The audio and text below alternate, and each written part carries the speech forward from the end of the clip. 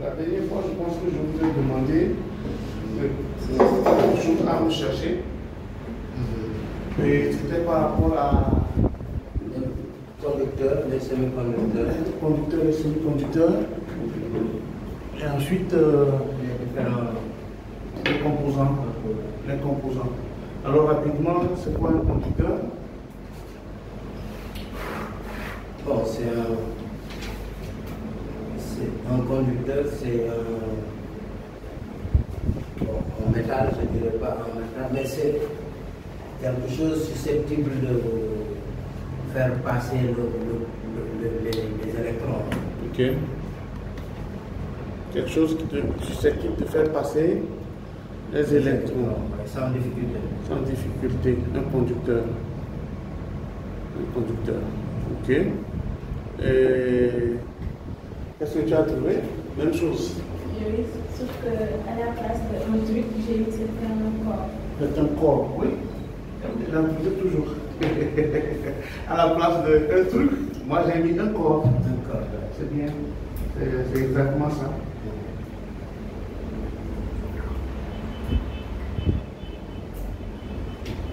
Un conducteur est un corps qui conduit tout ce qui est électricité. Qui parle d'électricité, parle forcément des électrons. Et nous avions dit la dernière fois que l'électron, c'est celui qui constitue en fait l'électricité. Du moment où les électrons se ramassent dans un coin, on dirait alors que nous avons de l'électricité. Maintenant, dans l'électricité, nous avons dit qu'il y a la tension et le courant. La tension et le courant, c'est ce que nous retrouvons dans l'électricité, qui sont différents l'un de l'autre, que nous avons appelé d'abord tension, qui est une force motrice, c'est elle qui donne la direction au passage du courant, et nous avons défini le courant comme étant la quantité d'électrons qui circulent. Donc quand on parle d'électricité, nous parlons de déplacement, mouvement des électrons d'un point A vers un point B. Et nous avions dit que ce mouvement se fait à travers certains appareils, certains corps, comme elle a dit. Et ces corps, ce sont généralement les corps comme quoi? Le cuivre, oui, l'or, les métaux. Voilà. Et j'attendais en fait les citations avant de mettre ça pour dire que les métaux. Donc, tout ça, voilà, c'est les métaux. Donc, nous dirons qu'un conducteur, un bon conducteur, c'est d'abord les métaux. Mais il y a un autre que je veux mettre, un autre corps, que j'ajoute, qui est très important en électricité, c'est quoi? C'est l'eau. C'est l'eau. Il ne faut pas l'oublier. Ce qui fait que lorsque nous avons un problème avec un appareil qui tombe dans l'eau, il faudra dire que, ah tiens, si l'appareil est déjà tombé dans l'eau, ça veut dire que l'électricité va circuler librement. Ce qui fait que quand l'appareil tombe dans l'eau, il ne faut pas dire au client ou le client qui te dit non, c'est tombé dans l'eau, j'ai mis au soleil, et après j'ai branché, attention, il va bousiller son appareil. Donc l'eau est un bon conducteur, très bon même ça. C'est pourquoi d'ailleurs on nous interdit lorsque vous avez de l'eau sous la main de ne pas toucher l'électricité. Donc à part les métaux, l'élément encore à ajouter c'est l'eau. Donc pour un bon technicien, vous allez avoir dans votre chemin de technicien des appareils qui sont tombés dans l'eau. Et un appareil qui tombe dans l'eau et qui dure peut-être un temps donné, 1 heure, 2 heures, 3 heures de temps, forcément qu'il y a déjà un problème qui est là. Et en tant que technicien, c'est de ne pas dire au client, écoute, ah, comme c'est tombé dans l'eau, tu as mis ça au soleil, donc tu peux brancher. C'est l'erreur fatale que nous faisons. Un appareil qui tombe dans l'eau, forcément, va vers vous, les techniciens. Vous devez l'ouvrir, le nettoyer au bain ultrason et à la solution isopropylique avant de brancher.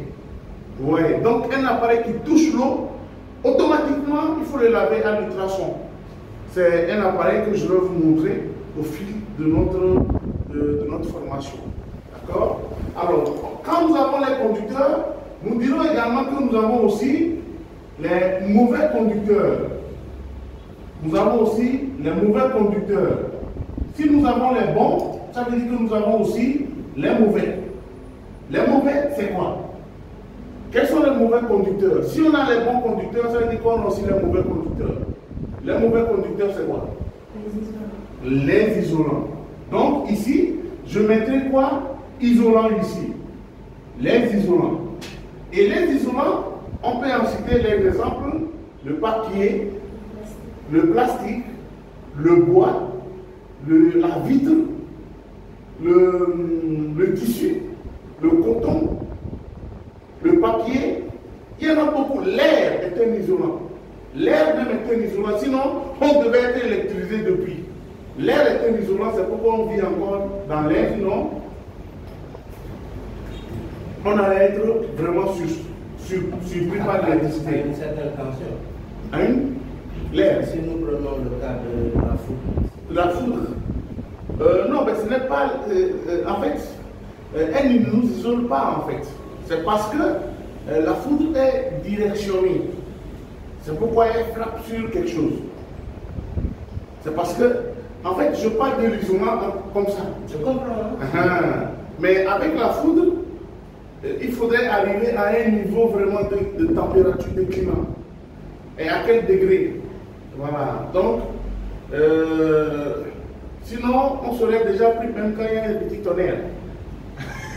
Quand il y a des petits tonnerres, les éclairs, on devait être déjà pris. Mais comme la foudre, c'est un truc qui va dans une direction, c'est pourquoi ça frappe bêtement aussi. C'est la tension. Voilà. Maintenant, nous avons, après les conducteurs, on avait les mauvais conducteurs. Et moi, je vous ai demandé de chercher aussi les semi-conducteurs. Donc, nous avons les semi-conducteurs. Et c'est quoi les semi-conducteurs? C'est quoi, par définition, un semi-conducteur? Par définition, un semi-conducteur, c'est quoi? C'est un composé solide qui peut conduire l'électricité dans certaines conditions, mais pas dans d'autres. Ok. Ce qui en fait un bon moyen de contrôler un moyen. D'accord. C'est un solide. C'est un solide Qui peut conduire l'électricité dans certaines conditions. qui peut conduire l'électricité dans une certaine condition, mais pas dans d'autres. mais pas dans l'autre. Automatiquement, ça veut dire quoi? Il peut faire passer l'électricité comme il veut. Il peut ne pas le faire passer. Bien. Alors, on dit que nous avons un semi-conducteur lorsqu'il s'agit par exemple d'un corps qui est conducteur et isolant en même temps. Le mélange de conducteur et d'isolant forme un semi-conducteur. Donc, on dira qu'un semi-conducteur est un corps qui conduit partiellement. C'est un corps qui conduit l'électricité partiellement. Voilà, il conduit partiellement parce que quoi? Il bloque un peu et il laisse passer un peu. Donc, partiellement, il conduit de l'électricité. Ces semi-conducteurs, c'est ce que nous utilisons dans nos appareils. C'est ce qu'on utilise pour fabriquer nos appareils électroniques, les smartphones, les télés, les photocopieuses, les ordinateurs, tout ce qui est appareil électronique, ce sont les trucs qu'ils utilisent. Alors, les semi-conducteurs, leur avantage, c'est qu'ils utilisent ce qu'on appelle la basse tension. Ou bien, on appelle ça aussi, comme on parle de tension, forcément, on parlera aussi de quoi? On parlera du courant. Et ici, nous utilisons le courant faible. C'est ça que nous utilisons dans nos appareils, un courant faible. Et c'est pourquoi nous ne sommes pas électronisés, nous ne sommes pas électrocutés par les smartphones ou bien nous ne sommes pas électrocutés par quoi? Par les ordinateurs et autres. Ouais, sinon, si normalement, vous voyez les gens, quand ils sont au lit, ou bien ils sont couchés, ils mettent le téléphone en charge et puis quoi? Ils essaient de communiquer. C'est vrai que c'est dangereux, mais vous n'allez pas voir des champs de courant qui se fait entre la peau du corps humain et le téléphone. Donc nous utilisons au niveau des semi-conducteurs du courant faible et de la basse tension. Très basse tension, je vais dire ici, on va utiliser de la très basse tension. Vous voyez? Donc, au niveau des semi-conducteurs, nous utilisons la très basse tension et du courant faible. Quels sont les composants qui rentrent ou bien qu'on peut citer comme semi-conducteurs? Quels sont les semi-conducteurs qu'on peut citer? Le silicium, le germanium, le silicium, virgule, le germanium, Carbure de solution. Le cardio. Carbure de solution. Carbure de solution, oui. L'arsénure de gallium. L'arsénure de gallium. J'ai l'impression que tu as suivi mes coupés. L'arsénure de gallium. J'ai l'impression que tu n'es pas allé peut-être sur Google pour suivre mes cours.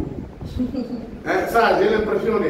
Alors, sur les semi-conducteurs, on a le silicium, le germanium, le carbone, le carbure de silicium et l'arsénure de gallium. Moi, j'utilise généralement les trois. Le silicium, le germanium et l'arsénure de gallium. C'est les trois qu'on utilise pour fabriquer quoi? Nos composants électroniques. Ah, c'est ça qu'on utilise pour utiliser. Maintenant, le carbure de silicium, pas trop souvent. Donc, les trois qu'on utilise couramment, c'est l'arsénure de gallium, le germanium et le silicium. Donc, ce qui fait que il va arriver à des moments où vous trouverez vos composants qui, on dira, la diode au germanium, la diode au silicium. Et en fonction du semi-conducteur qu'on a utilisé, le téléphone ou le composant fonctionne sur un principe. En fonction. Si par exemple, on nous dit, le composant au silicium, il doit respecter une norme de tension de courant. Si on nous dit que le composant est au germanium, il utilise aussi une norme et un courant. Donc, en fonction du semi-conducteur utilisé, soit le courant est fort, soit le courant est faible. Ouais. Donc, au fur et à mesure que vous allez commencer par étudier maintenant les composants, vous allez tomber sur ça.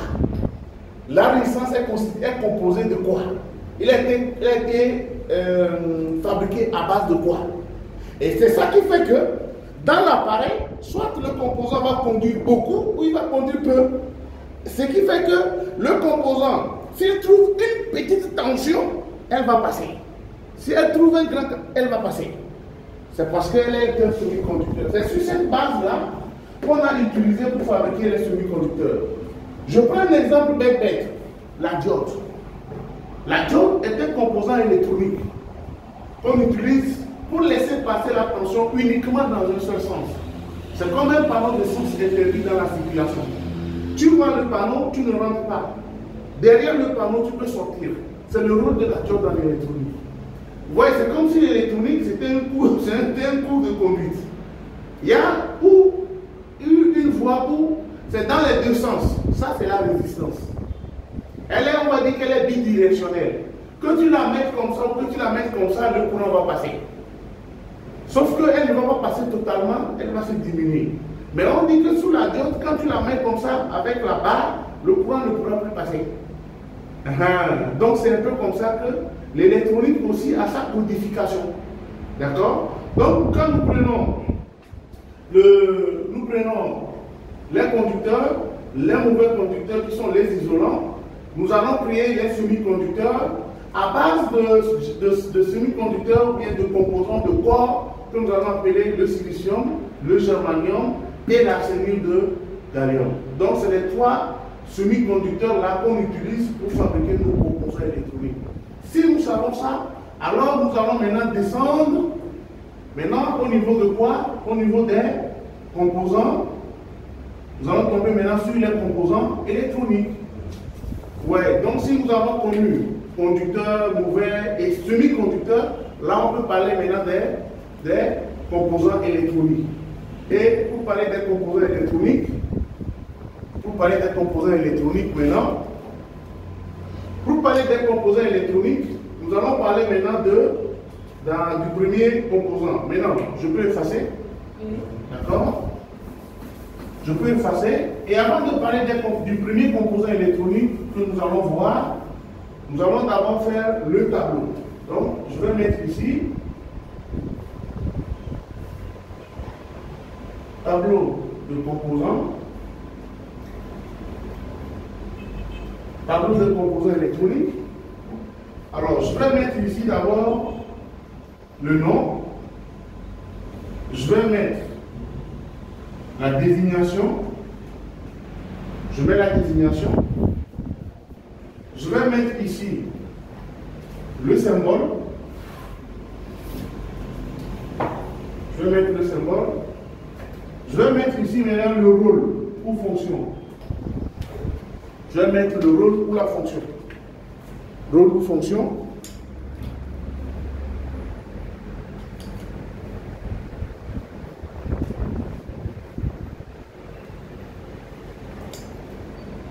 Je vais mettre le rôle ou la fonction. Donc j'ai le nom, la désignation, le symbole, le rôle ou fonction.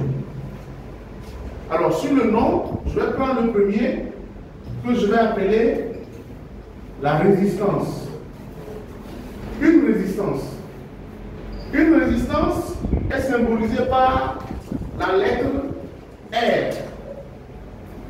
Donc, vous avez la lettre R qui symbolise la résistance. D'accord? En termes de symbole, Vous mettez ce symbole. R. Non, non, non. Hein? Donc vous avez mis symbole. Non, j'ai mis désignation R. R. Elle représente R. Elle représente la résistance. Ah oui, d'accord. Elle représente la résistance. ok. Elle représente la résistance. Et la résistance a deux symboles.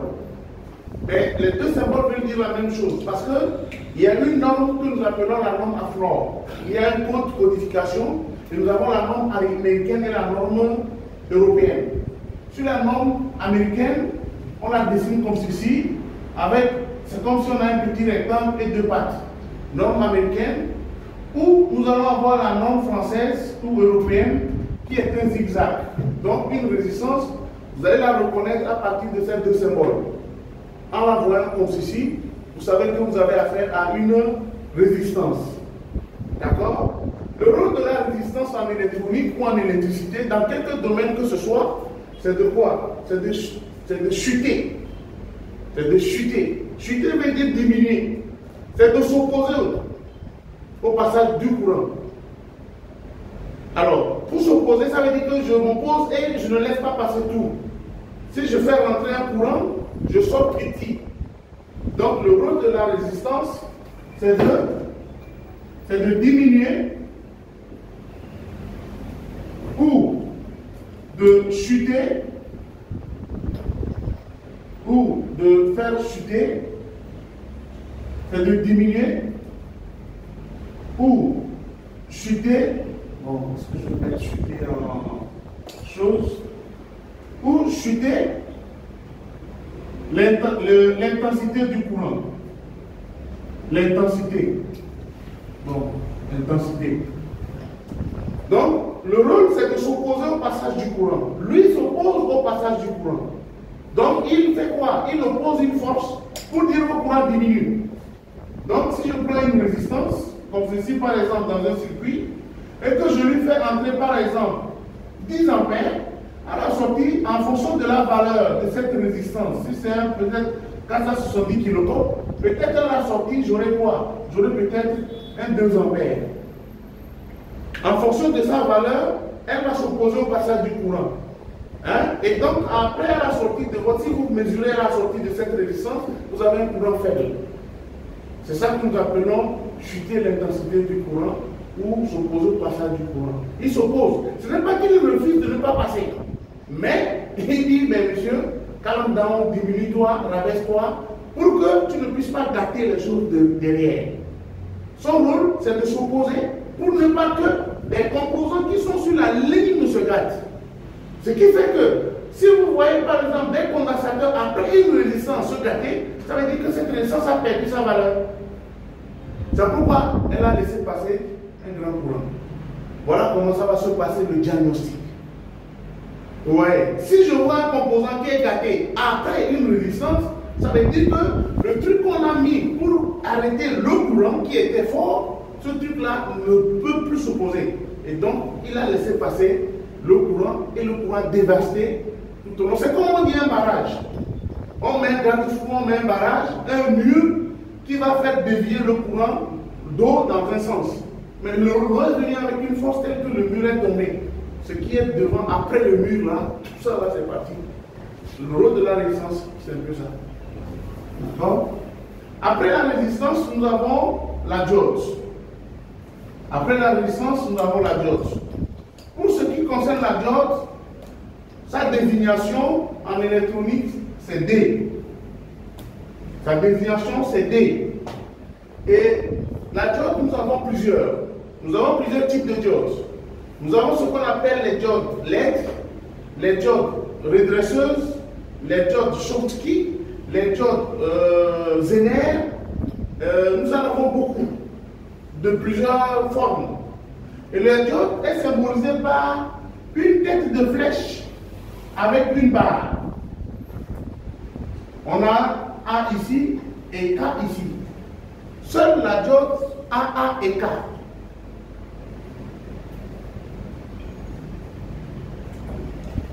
Seule la diode AA et K. Et le rôle de la diode en électronique, c'est d'abord quoi? C'est de s'opposer. C'est de laisser passer le courant. Voilà, laisser passer le courant, la tension, le courant dans un seul sens, non? Dans un seul sens. Oui. Voilà. C'est de laisser passer la tension dans un seul sens. C'est comme un panneau de sens interdit. Il laisse passer seulement la diode dans un seul sens. La diode ne laisse passer la tension que dans un seul sens. Il n'y a pas autre chose à faire. C'est dans un seul sens que le courant ou la tension va passer. D'accord? Donc nous en avons plusieurs. Alors vous pouvez tomber par exemple sur la diode LED. Je vous donne un exemple. La LED, elle est comme ceci, entourée d'un cercle, et on va mettre une flèche au-dessus pour dire que voilà, elle émet quelque chose. Il y a une émission. En voyant un symbole avec la flèche qui sort ou qui rentre, ça veut dire qu'elle émet ou bien qu'il reçoit. La flèche a un sens en électronique. Lorsque la flèche rentre, ça veut dire qu'elle reçoit. Et quand la flèche sort, elle dit qu'elle émet. Ce qui fait que, pour le cas des antennes, je vais en venir après, vers la fin, où nous allons parler parce que ce sont les antennes qui vont nous permettre de lire des schémas électroniques. C'est à partir des entrées de signal que nous pouvons maintenant lire les schémas, savoir par où le signal rentre pour sortir. Ouais. Donc la tête de flèche où la flèche indique quelque chose en électronique. Et ce cas par exemple, c'est une diode. On a d'abord la flèche, le symbole de la diode, et après maintenant on a quoi? On a le cercle qui l'entoure pour dire que la diode se retrouve dans une bulle. La diode se retrouve dans une bulle, et donc c'est la bulle là qui va permettre à la lumière de faire quoi? D'éclairer. Et donc les diodes LED, c'est ça qu'on a utilisé pour fabriquer nos ampoules là. C'est ce que nous appelons la LED. Ce sont ces petites diodes là qui émettent. Donc la LED par définition c'est quoi? En anglais il s'appelle LED, qui veut dire Light Emitting Diode. Light Emitting Diode. Et en français, on va l'appeler DEL, qui veut dire diode électroluminescente. Ça veut dire diode électroluminescente, une diode qui émet de la lumière. Et donc, c'est généralement cette diode-là qu'on utilise sous nos écrans, sur nos claviers, etc. La diode électroluminescente. Donc c'est la diode électroluminescente qui nous permet d'avoir de la lumière, d'avoir des témoins, un témoin lumineux, un témoin qu'on est en train de voir, c'est la diode qui nous le permet. Un instant là.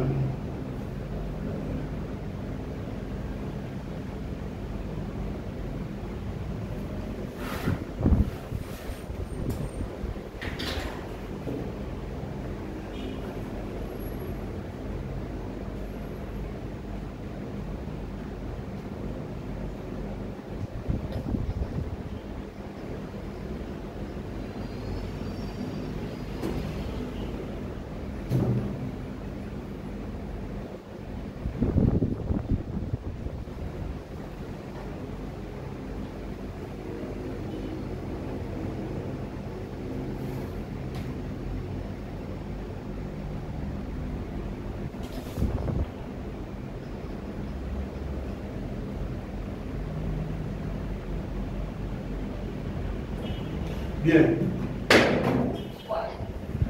Voilà, j'ai cassé ça jusqu'à fatiguer. Je vais casser son. Le gars là, il a un souci là, il est en Côte d'Ivoire. Donc, il a un problème. Il est dans un village et vraiment, il a un problème de connexion. Moi, qu'après, je peux lui envoyer ça. Je ne sais pas, on est à combien? À 25 minutes, c'est trop. Bon. Alors, donc, pour la lettre, c'est un peu ça. C'est aussi une diode. Donc, après la diode, la deuxième, une autre catégorie de diode, c'est la diode linéaire. La diode linéaire, elle est comme ceci.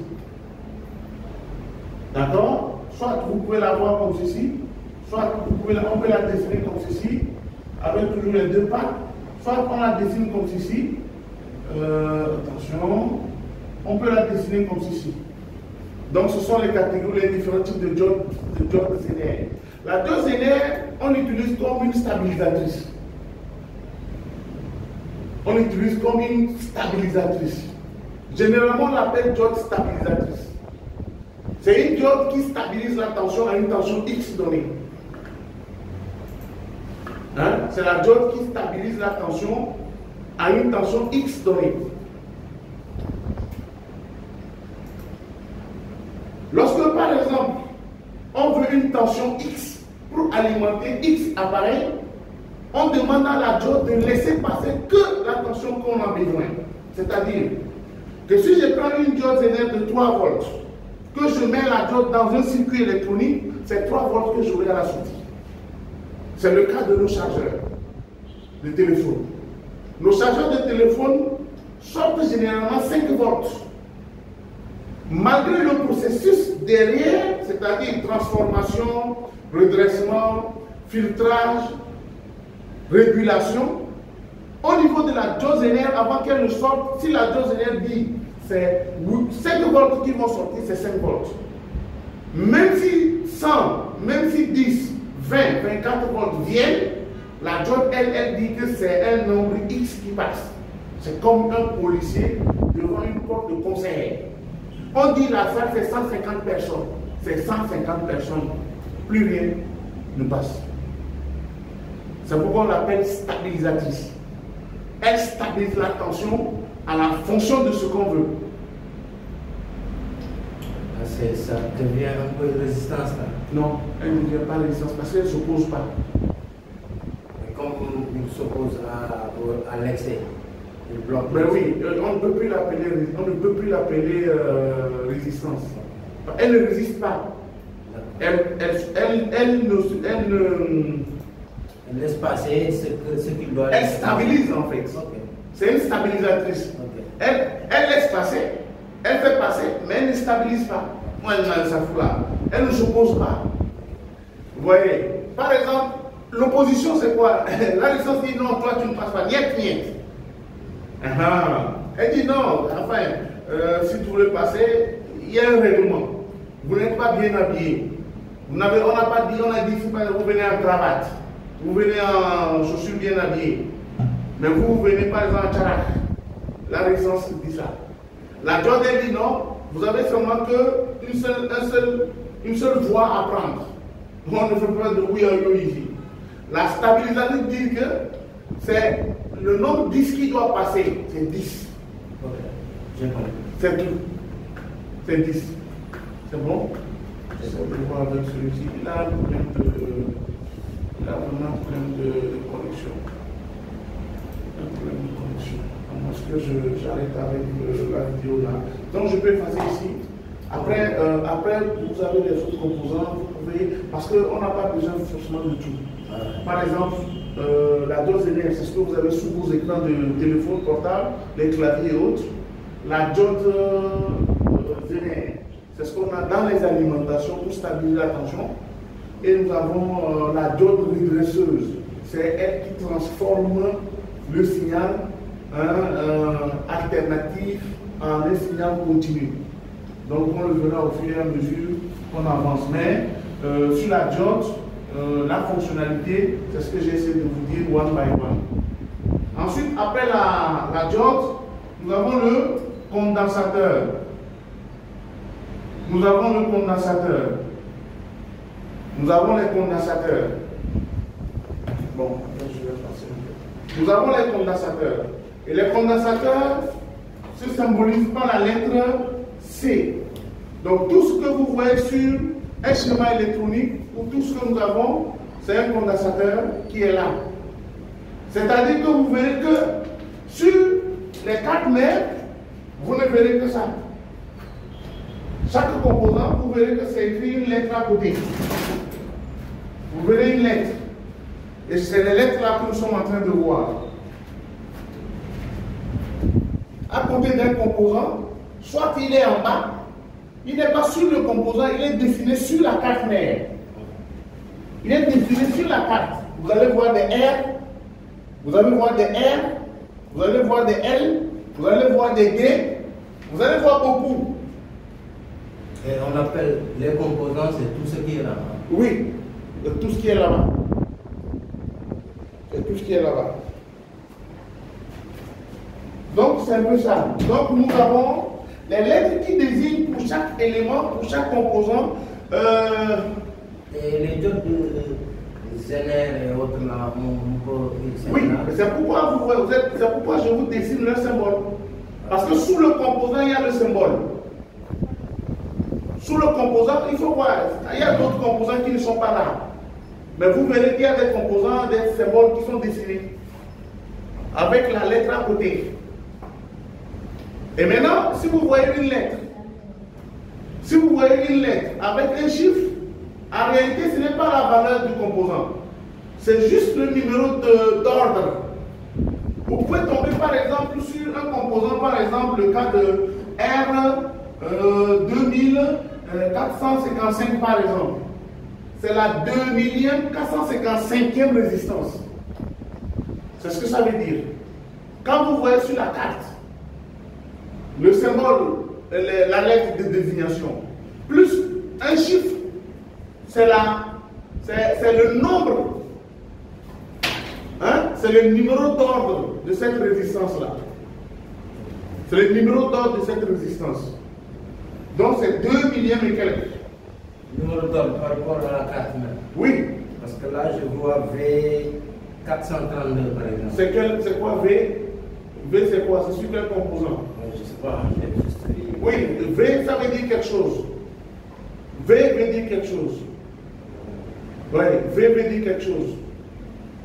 Comme j'ai eu 400 et quelques, je me suis dit... C'est la 400. Voilà, si tu regardes, tu vas voir d'autres V, un V jusqu'à 400 et quelques. Oui.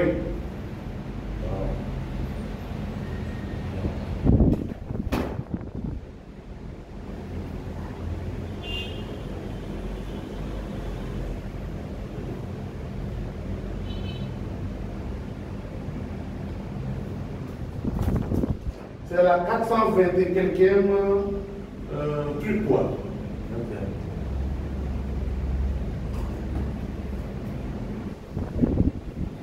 Alors, donc après ça maintenant, nous avons le condensateur. Le condensateur, on a deux types de condensateurs. On a les condensateurs polarisés et les condensateurs non polarisés. On a des condensateurs polarisés et des condensateurs non polarisés. Donc, pour le cas des condensateurs, nous avons des condensateurs non polarisés. Les condensateurs non polarisés ou un composant non polarisé, c'est un composant qui n'a pas de représentation de signe. C'est-à-dire qu'on n'a pas de pôle. On n'a ni plus ni moins. Un condensateur polarisé, on vous mettra le symbole plus à côté. Pour vous dire que la broche là représente le plus. C'est le cas des condensateurs. Donc, pour un condensateur non polarisé, je vais mettre ça en rouge, ici. Donc, nous avons les condensateurs non polarisés. D'accord? Et nous avons les condensateurs polarisés. Donc, pour un condensateur non polarisé, le symbole généralement, le condensateur lui-même, c'est deux armatures, deux plaques qui se regardent. Au milieu, ils sont séparés par un isolant. D'accord? Le condensateur, c'est deux armatures qui se regardent, qui sont séparées par un isolant, ce qu'on va appeler un diélectrique. Diélectrique qui veut dire deux armatures. Deux, di qui veut dire 2.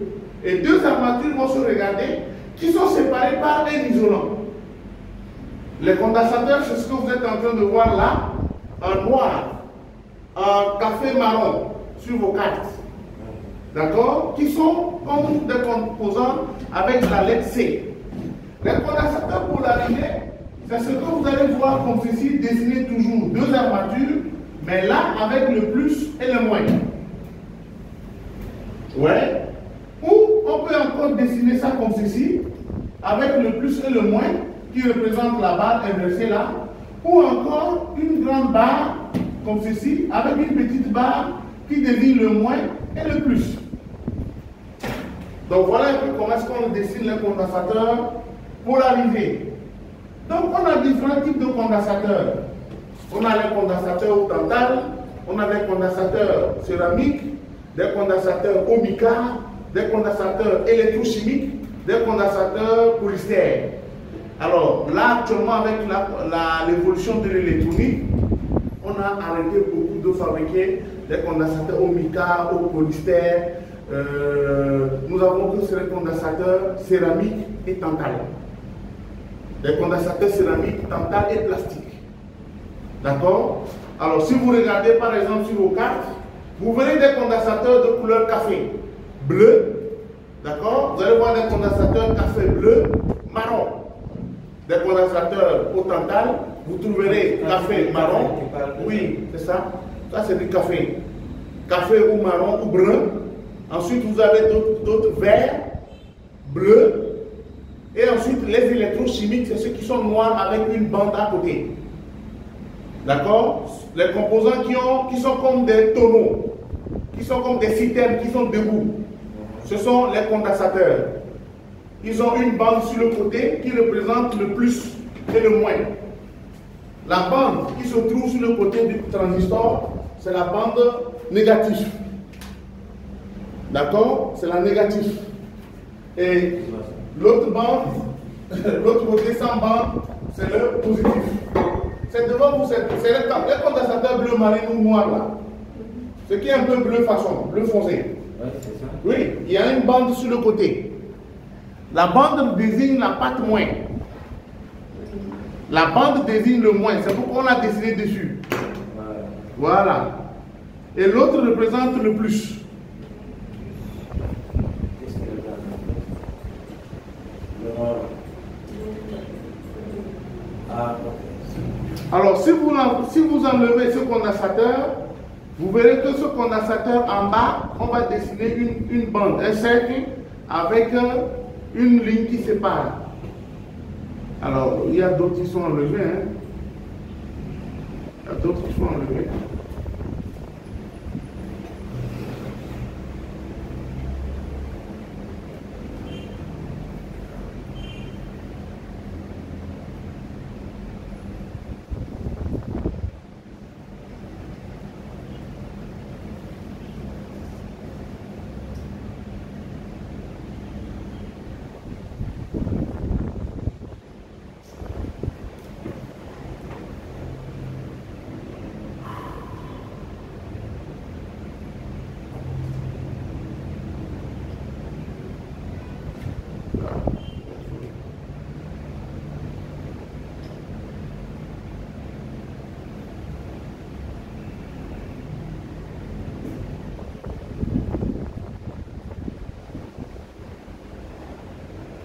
Voilà, je vais trouver.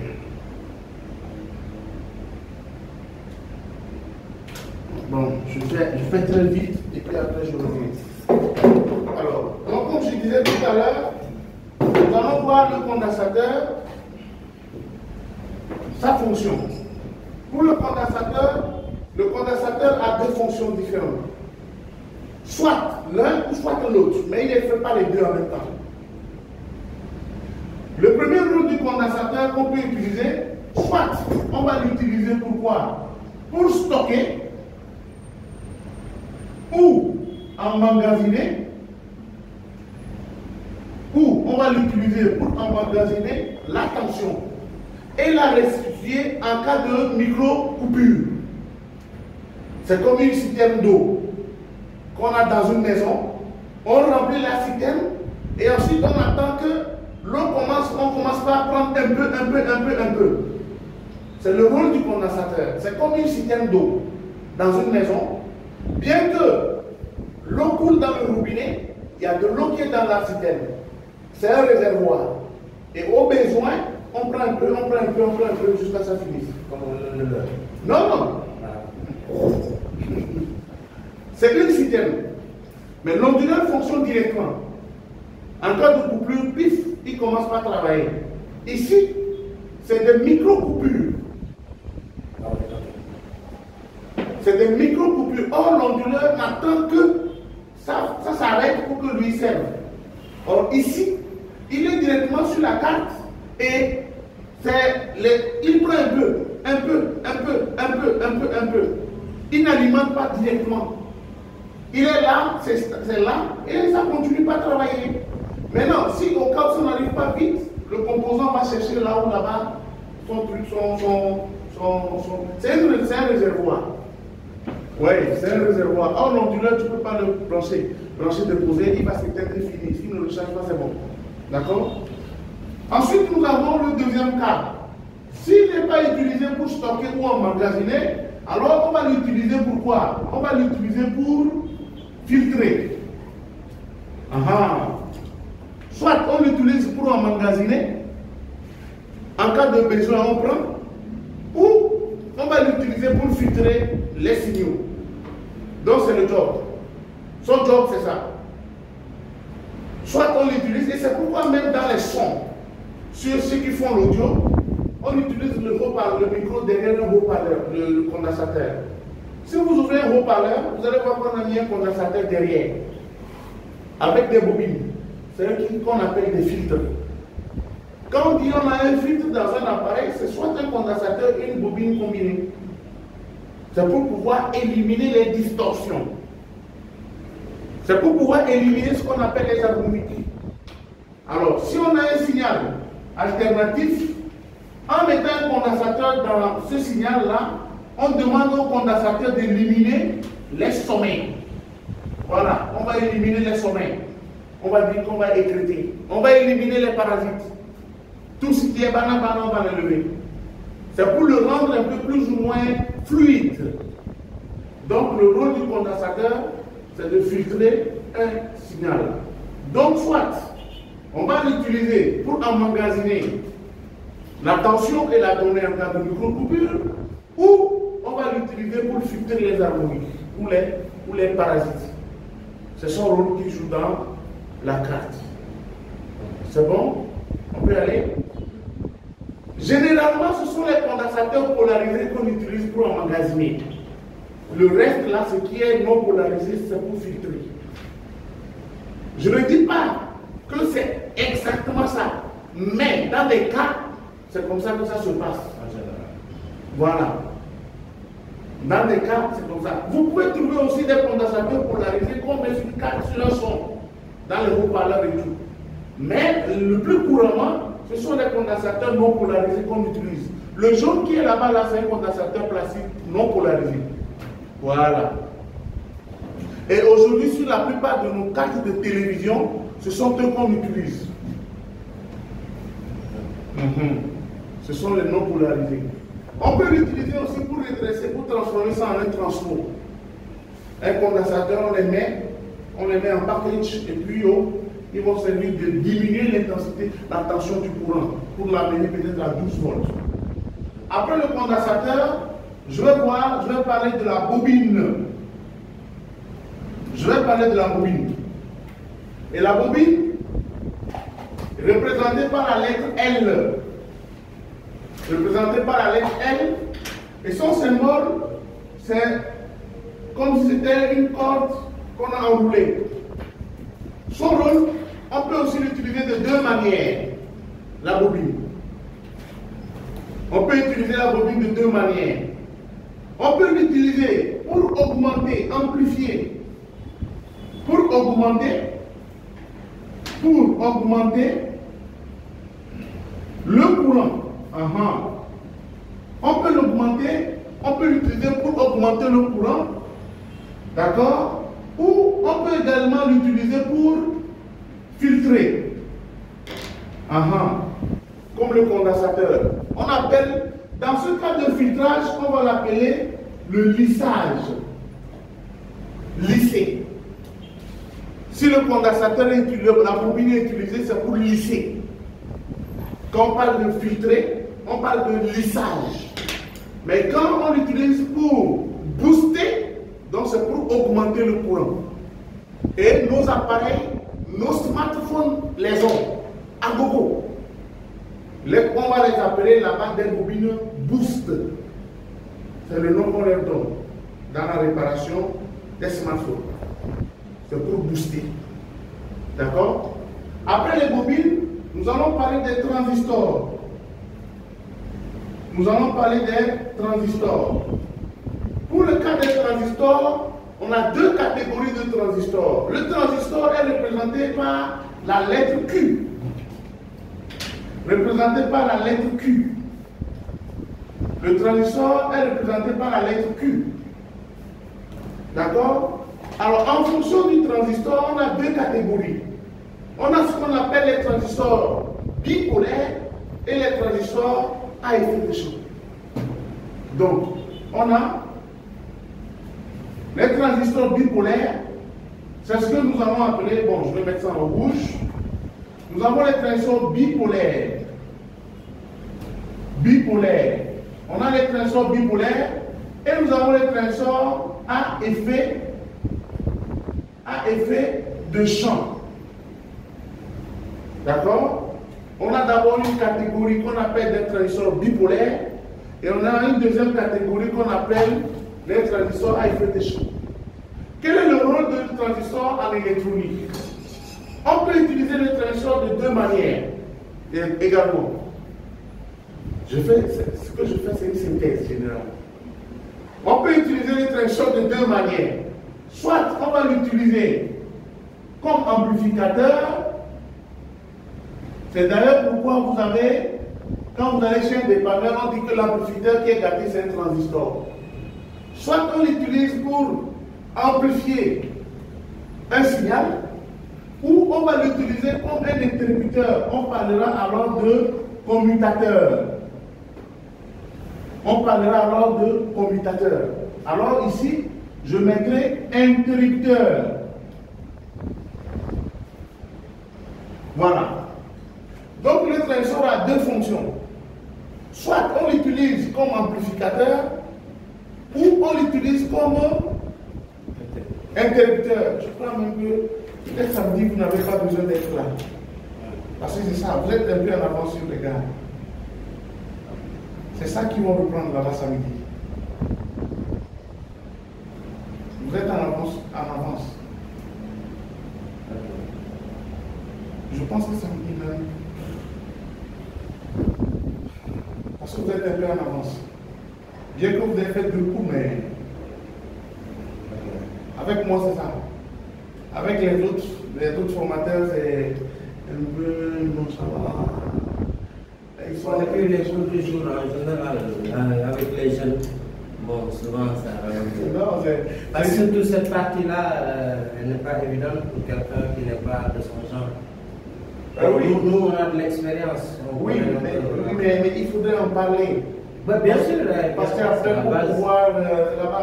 pour pouvoir commencer par dessouder. Dessouder, il faudrait le connaître. Et eux, ils ne sont pas là-bas. En fait, moi, je vais tellement très rapidement, je brosse en fait. Je ramasse. Mais avec le formateur, il projette et puis il parle, moi, je peux projeter tout à l'heure, mais... Parce que si vous avez, dans les 3 mois, si vous avez un certain nombre de cours, et si vous pouvez le raccourcir à 2 mois, ça me dit ça. Ce qui nous intéresse, c'est le contenu. Hein. Non. Ok? Non. C'est le contenu. Hein. Non. Bon, on verra bien. Voilà. Donc, alors, pour les transistors, vous avez le Q qui représente un transistor. Nous avons deux types de transistors, le bipolaire et effet de champ. En ce qui concerne les transistors bipolaires, on a le type de transistor que nous appelons des transistors de type NPN ou des types PNP. Quand nous parlons de transistor bipolaire, soit il est NPN ou il est PNP. Ça veut dire qu'on a un transistor 2 pôles. 2 pôles. Quand on dit 2 pôles, soit il est NPN, soit il est PNP. Mais sa constitution, c'est un transistor bipolaire. Ouais, donc ça dit quoi? Qu'est-ce que le transistor lui-même? Le transistor est né après la diode. Et c'est le transistor qui est venu révolutionner le monde électronique. C'est le transistor qui a fait qu'aujourd'hui nous avons les petits appareils. C'est grâce à lui. C'est lui qui a révolutionné le monde électronique. Parce qu'au départ, nous avons ce qu'on appelait des tubes à vide. Des triodes.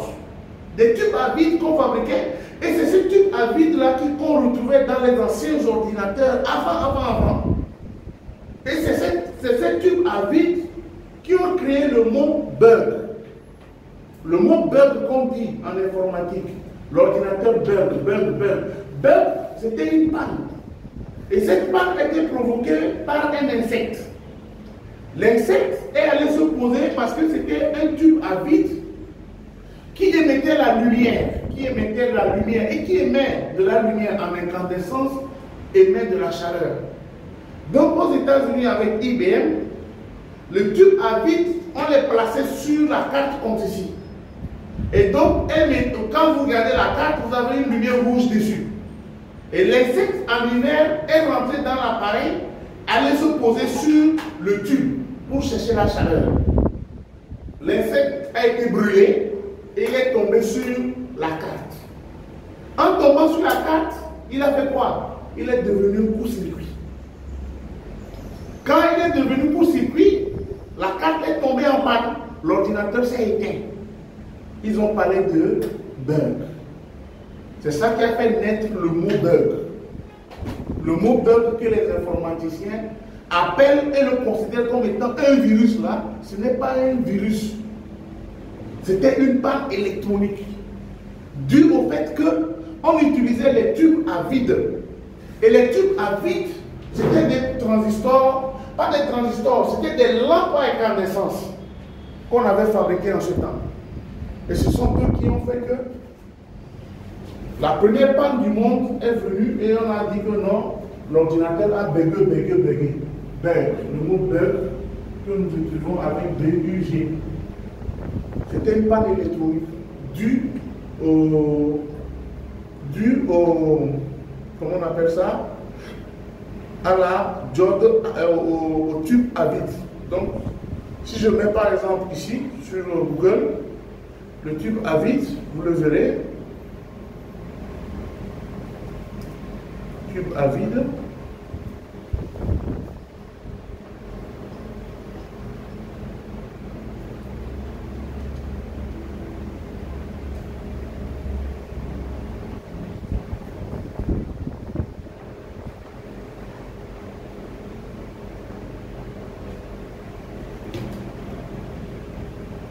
Voilà, le voici. Voici le tube à vide, c'était lui. Il était comme ça. C'était ça en fait. C'était les anciens. C'est par eux qu'on a commencé par créer l'ordinateur. C'était des grosses cartes sur lesquelles on les retrouvait. Et quand ces ordinateurs fonctionnaient, voilà. C'est ça. Donc l'insecte est venu se poser là. Et comme ça l'a brûlé, il est tombé sur la carte.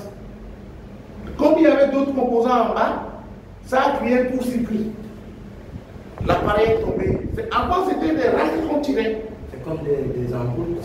Voilà, c'est comme des ampoules à incandescence.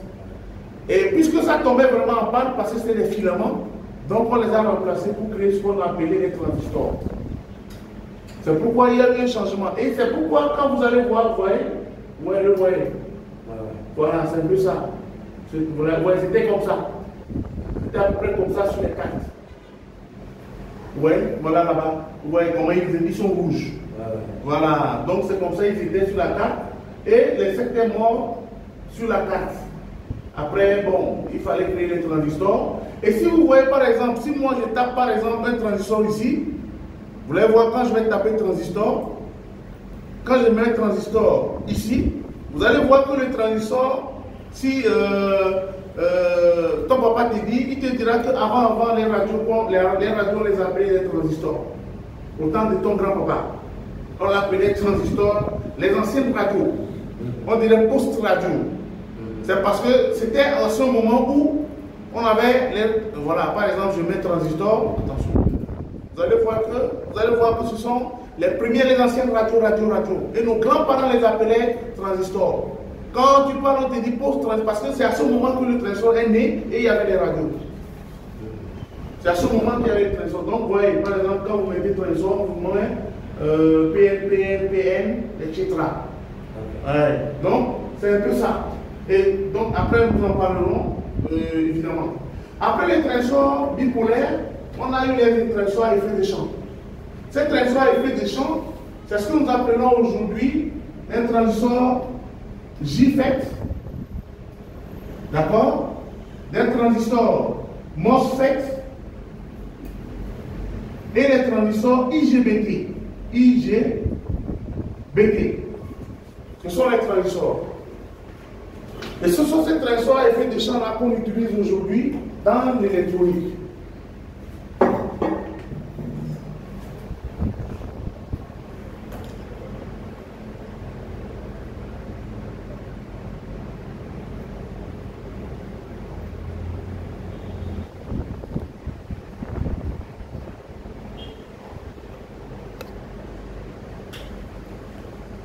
Voilà, donc c'est un peu ça le truc.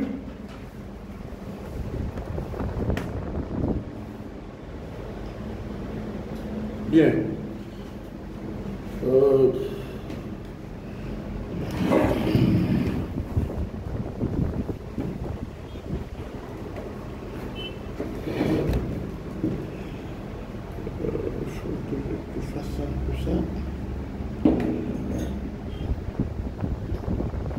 Bon, c'est bon, je peux passer? Ouais.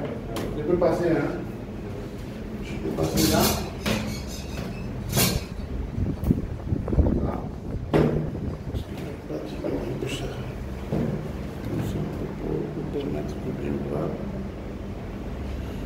Youssouf, j'espère que tu vois bien. Hein? Bon, c'est vrai que tu ne m'entends pas parce que j'ai diminué le truc de mon, comment on appelle ça? De mon, le haut-parleur parce que j'entendais des bruits là qui me dérangeaient. Bon. Bien, là je vais un peu rapidement aller avec ça. Je reprends un peu sur les composants. Tout à l'heure, nous avons parlé des composants. Et en parlant des composants, j'ai parlé d'abord des résistances. Alors, vous avez ici en image les résistances, les deux catégories de résistance, les deux catégories de composants. Vous avez ici les composants traditionnels, les résistances. Et là, vous avez les résistances miniatures de surface. Comme vous les voyez en comparant, vous allez voir que ces résistances sont plus grosses que ces résistances qui sont de petite taille. La différence ici, c'est la grosseur, la taille et la forme. Là, vous avez la forme qui est grosse, mais avec quoi? Avec des couleurs. Tandis qu'au niveau des composants miniatures de surface, vous avez les valeurs. C'est-à-dire, vous avez des codes qui sont mentionnés. Et ces codes qui sont mentionnés, c'est elles qui déterminent la valeur de la résistance. Vous voyez un peu? Donc, c'est elle qui détermine la valeur de la résistance. Et donc, en regardant à peu près, les couleurs que vous avez sur les résistances déterminent sa valeur. Le fabricant, en fabriquant le composant, a dit que les couleurs que nous avons sur la résistance indiquent sa valeur. Et le technicien qui veut vérifier la valeur de cette résistance doit calculer. Il doit faire ce qu'on appelle le décodage. Donc vous devez décoder la valeur, les couleurs, pour avoir la valeur de cette résistance. Et même chose également. Ici, vous allez voir quoi? Que nous avons des chiffres sur la résistance, mais on a dit quoi? La valeur est écrite en bas. Vous avez par exemple ici 1101, 1001. On a dit que c'est 1 K. Ici, on a dit que ce sont 2201. On a dit que c'est 6,2 K. On l'a décodé. Pour connaître la valeur d'une résistance, il faut la décoder. La valeur est mentionnée sur la résistance. Ici, qu'est-ce cassé. On a préféré écrire la valeur dessus parce qu'on n'a pas de place pour dessiner les couleurs. Tandis que celle-là, c'est traditionnel, on a tellement c'est très grand qu'on met les couleurs dessus pour déterminer sa valeur. D'accord? Ensuite, pour pouvoir déterminer la valeur d'une résistance,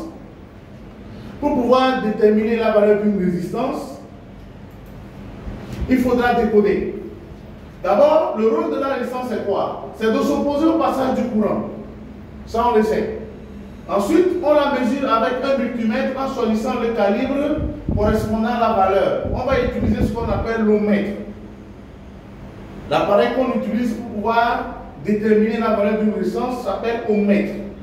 Le symbole de l'ohmètre, c'est l'oméga. Ça, je pense qu'on l'avait déjà vu.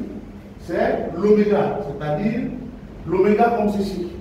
C'est ça qui détermine la valeur d'une résistance. Alors, pour pouvoir déterminer la valeur d'une résistance, on va utiliser ce qu'on appelle le tableau des codes de couleurs. Pour déterminer la valeur d'une résistance, on va utiliser le tableau appelé code des couleurs. Et les codes des couleurs, c'est 9 couleurs différentes qu'il faut mémoriser en tête. 9 couleurs qu'il faut mémoriser. Parce que vous n'allez pas prendre un cahier ou un bic ou une feuille pour pouvoir mémoriser, il faut l'avoir en tête. Les 9 couleurs. Vous devez l'avoir en tête. Ça commence du 0, qui correspond au noir, jusqu'au blanc qui est 9. Et ces 9 couleurs-là, vous devez les mémoriser. Pour les mémoriser, le tuba va donner une phrase. Pour mémoriser cela, le tuba va donner une phrase. Et cette phrase, il faut l'avoir en tête. La phrase c'est: ne mangez rien ou jeûnez, voilà bien votre grande bêtise.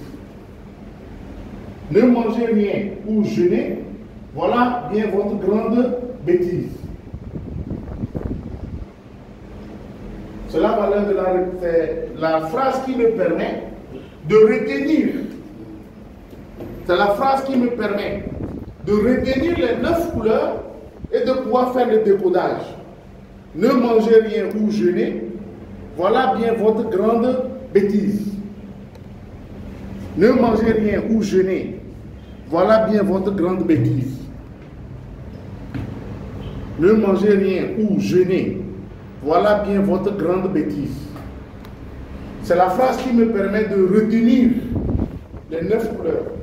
Alors, si vous prenez la phrase, vous allez prendre les premières lettres. Les premières lettres de la phrase.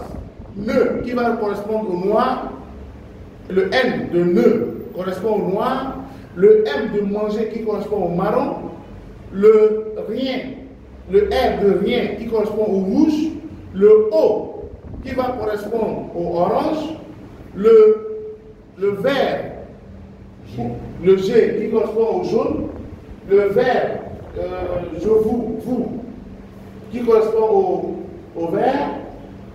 Le brûlé, le B qui correspond à bleu.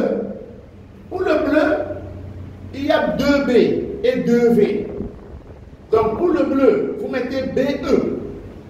B accompagné de E petit e pour indiquer bleu, parce qu'il y a le blanc aussi. Ici à ce niveau, on a le bleu. Et pour ce cas ici, il faut mettre BE, B petit e, pour indiquer que c'est le bleu. Et pour le blanc qui est en bas, il faut mettre BC, petit c, pour dire que c'est le blanc. Comme on dit blanc avec C à la fin, on met BC, pour ne pas se tromper. Pour le vert et le violet, c'est 2 V. Pour ne pas se tromper, je vais mettre VE pour dire vert. Et pour le violet, je vais mettre VI pour dire que c'est le violet. Voilà comment est-ce qu'il faut distinguer les 9 couleurs. Il faut les retenir. Une deuxième phrase qui va accompagner, ou bien qui va vous aider: ne mangez rien, ou je vous brûle votre grande barbe. Deuxième phrase, mnémothèque. C'est une phrase mnémothèque. C'est une phrase qui vous permet de mémoriser et ensuite de pouvoir rapidement le sortir. Au besoin, quand je me trompe de couleur, de position, je peux rapidement prendre la phrase. Ne mangez rien ou je vous brûle votre grande barbe. Ne mangez rien ou je vous brûle votre grande barbe. Vous refaites la même chose et puis vous avez les 9 couleurs. Les 9 couleurs que vous avez pris correspondent à 0 jusqu'à 9. Et c'est à partir de ce code-là, de ce tableau que vous pouvez vraiment faire quoi? Décoder votre résistance. C'est 9. Parce que vous n'avez pas le 0. Et vous n'avez pas. Il commence à. Quand vous commencez par 1, 2, 3, ça fait 10. Ouais, c'est ça. Mais si vous commencez par le 0, c'est 9. C'est 10 couleurs. C'est bon. Il ne faut pas dire 10. Parce que c'est noir, marron, rouge. Vous le comptez dans le numéro d'ordre.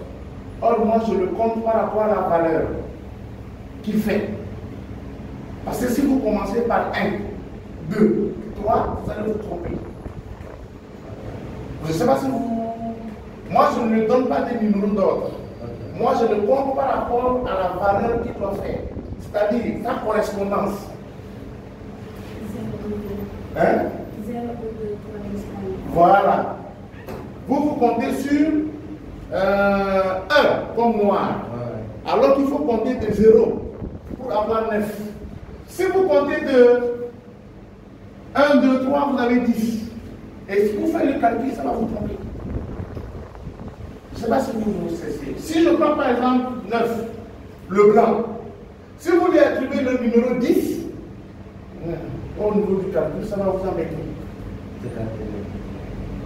Vous allez voir tout à l'heure. Attendez, vous allez voir. Vous voyez un peu. Mais si vous le prenez à partir du 0, son numéro, vos chiffres de correspondance, vous n'allez pas avoir de soucis. Beaucoup posent souvent ce problème. Parce que quand ils voulaient donner des exercices, ils reviennent. Ils disent, ah merde, je me suis trompé. Alors que ici, quand tu te trompes au niveau du décodage, tu as donné une valeur fausse. Et au niveau du multimètre, quand tu fais la comparaison, tu ne te retrouves pas et puis tu es là. Donc il faudra éviter ça. Il faut prendre le chiffre de correspondance et puis c'est bon. Est-ce que j'étais? Alors, si nous allons décoder d'abord notre résistance, les frères là, pourquoi les frères là sont difficiles à effacer? Pourquoi les frères sont difficiles à effacer? Alors, nous allons prendre notre résistance. En prenant notre résistance, en la regardant, en prenant notre résistance, on dit que ce n'est pas seulement pour les résistances, c'est un électronique. En électronique, tout schéma se lit de la gauche vers la droite. En électronique, tout schéma se lit de la gauche vers la droite. Tous les schémas se lisent de la gauche vers la droite. Et ici, nous allons prendre notre résistance. Il faudra attraper la résistance de telle sorte que vous fassiez la lecture de la gauche vers la droite. Sur la résistance, on a une valeur ou bien on a une couleur qui est dorée.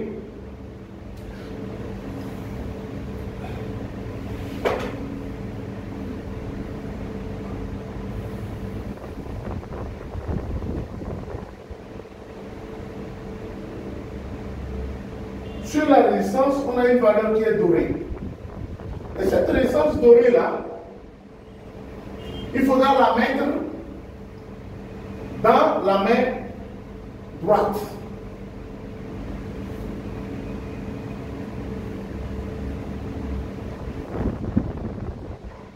Alors, je vais chercher une image ici de transistor de Pascal.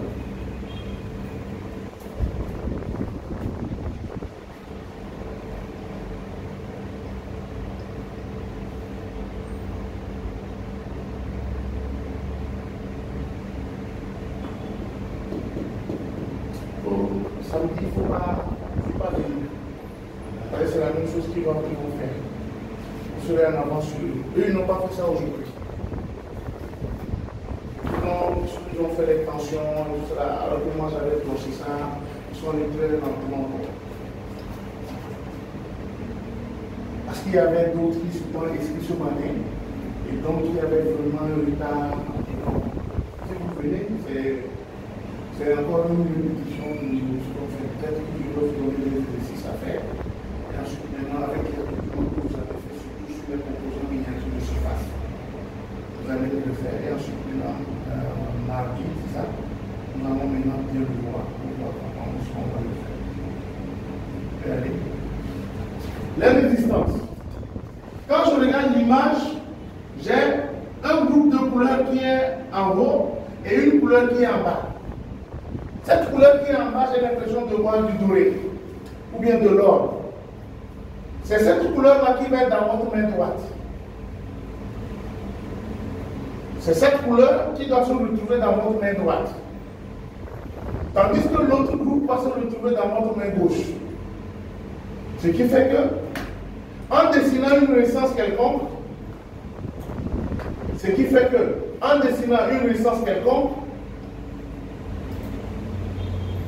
ici,